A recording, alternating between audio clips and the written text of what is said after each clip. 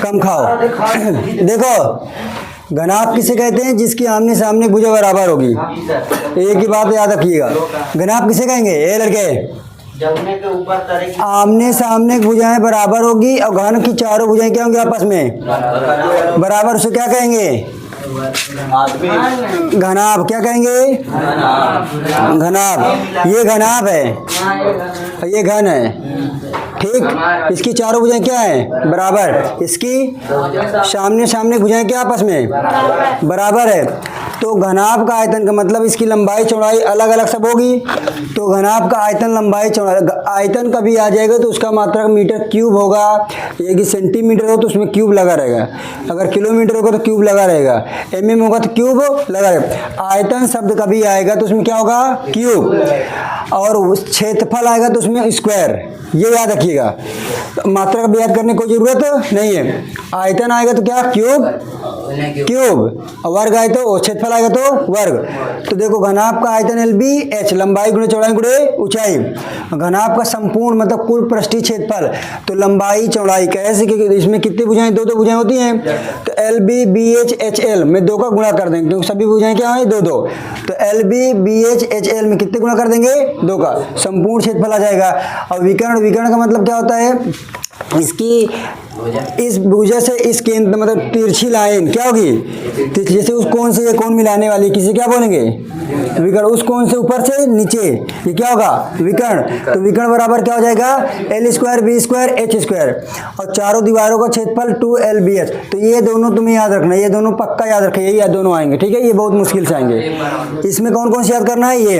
अब घन आएगा तो घन में चारों भुजाएं क्या होती हैं? बराबर। तो घन का पृष्ठीय क्षेत्रफल 4 इंटू भुजा का स्क्वायर, क्योंकि भुजा क्या होती है? 4 भुजा होती हैं और बराबर होती है, 4 इंटू आयतन होगा। जैसे LBH गुणा किए थे तो यहाँ आयतन में A गुणे A करेंगे तो A का क्यूब हो जाएगा। और संपूर्ण पृष्ठीय क्षेत्रफल देखो, इस घन के कितने फलक हैं? फलक 6, 1 2 3 4 5 6। तो संपूर्ण पृष्ठीय क्षेत्रफल 6 इंटू भुजा का स्क्वायर।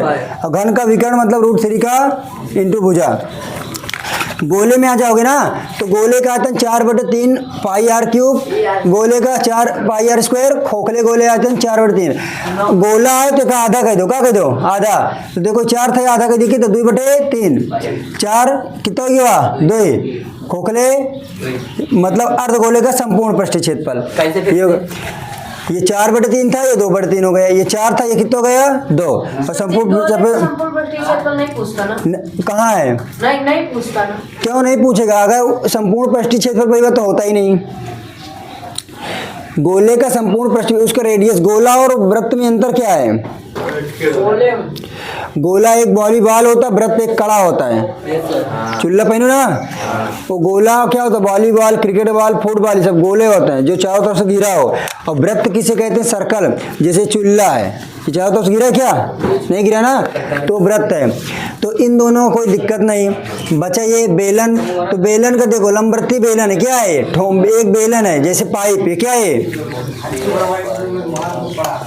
ये बेलन है, तो ये खोखला बेलन है। देखो अब इस बेलन का,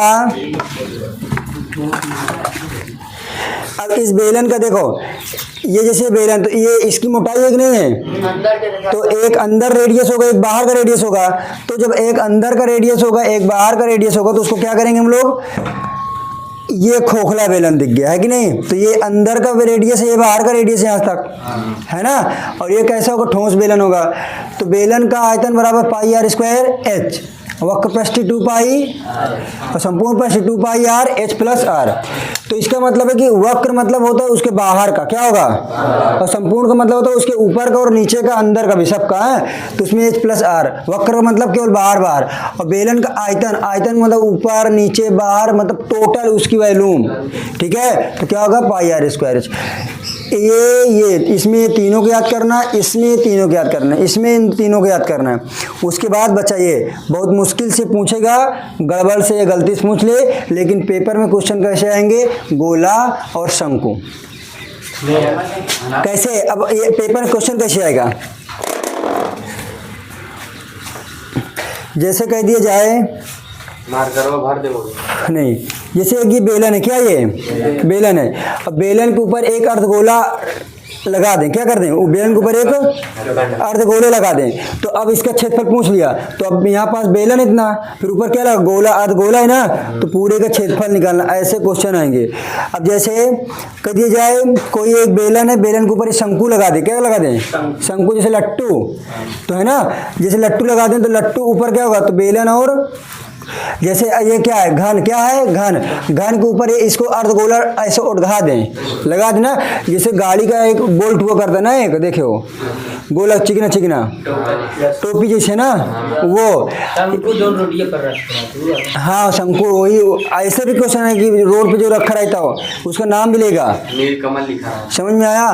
तो क्वेश्चन कैसे आएंगे, तो शंकु का तिर्यक ऊंचाई, तिर्यक ऊंचाई का मतलब स्लैंट हाइट, क्या बोलते हैं, एल, आर स्क्वायर प्लस, अर्थात हमने पढ़ा कर्ण का स्क्वायर बराबर लंब का स्क्वायर प्लस, वही दिया, देखो तिर्यक ऊंचाई कर्ण, लंब और आधार, वही दिया, नहीं दिया है, स्लैंट है, ये याद रखिएगा।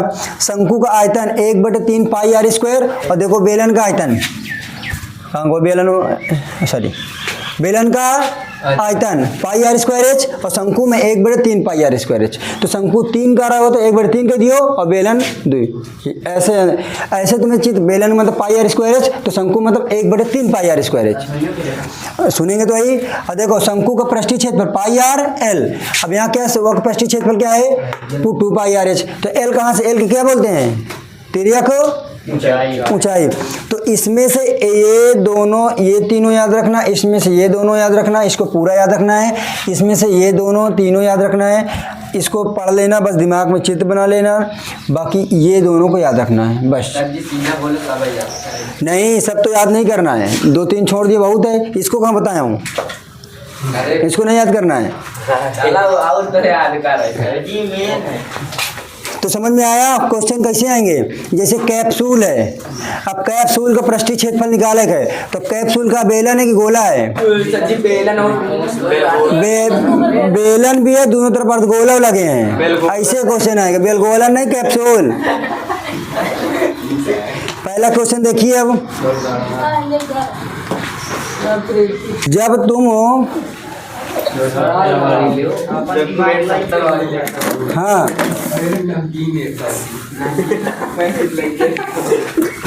तुम लोग क्वेश्चन ना आने का सबसे बड़ा कारण एक है कि तुम लोगों को जो क्वेश्चन बताता हूँ तो बोर्ड पे कंसंट्रेट नहीं रहता है। हाँ, जिसने मैं अगर क्वेश्चन स्टार्ट किया और स्टार्ट से अंत तक उसका केवल फोकस बोर्ड पे रहा, उसको क्वेश्चन आएगा पक्का। ऐसा है ही नहीं कि उसको ना आए, मैं कोई भी सब्जेक्ट पढ़ा जाए अगर उसका पूरा फोकस किस पे है, बोर्ड पे, तो क्वेश्चन आएगा 100% श्योर, 1001%। बिचवा में कौन पेंच कहते हैं, एगो कौन सा रिजा कौन दी जब पेन ले ली 44 फोन टुंटुना लागत है।